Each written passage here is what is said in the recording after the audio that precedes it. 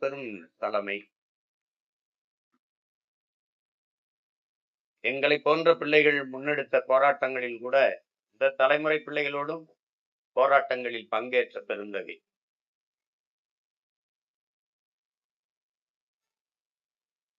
எவராலும் குறை சொல்ல முடியாத ஒரு மனித புனிதர். ஒரு நம்மோடு இல்லை என்பதை நினைக்கும்போது மிகுந்த மன வலியாக இருக்கு. பல நினைவுகள், அவரோடு நாங்க நெருங்கி பழகிய காலங்கள். ஒரு 100 ஆண்டு கால வரலாறு.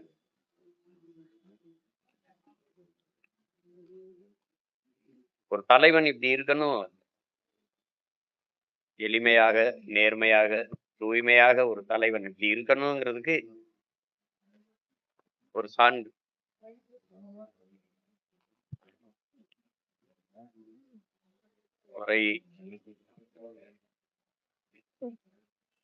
இழந்துட்டோன்னு நினைக்கும் போது ரொம்ப மன வேதனையா இருக்கு.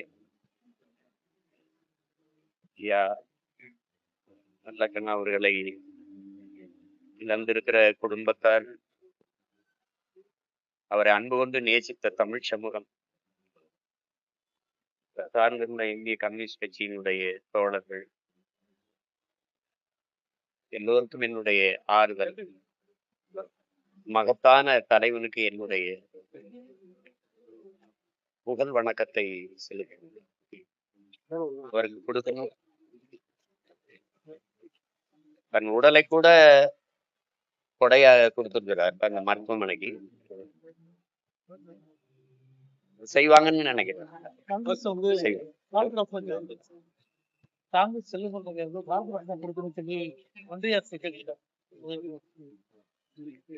கொடுக்கணும். நாட்டு விடுதலைக்காக போராடியவர்.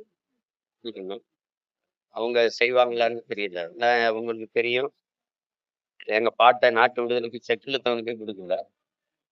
விடுதலை பாவலன் பாரதி நம்ம பாட்டேன், அவனுக்கே கொடுக்கல.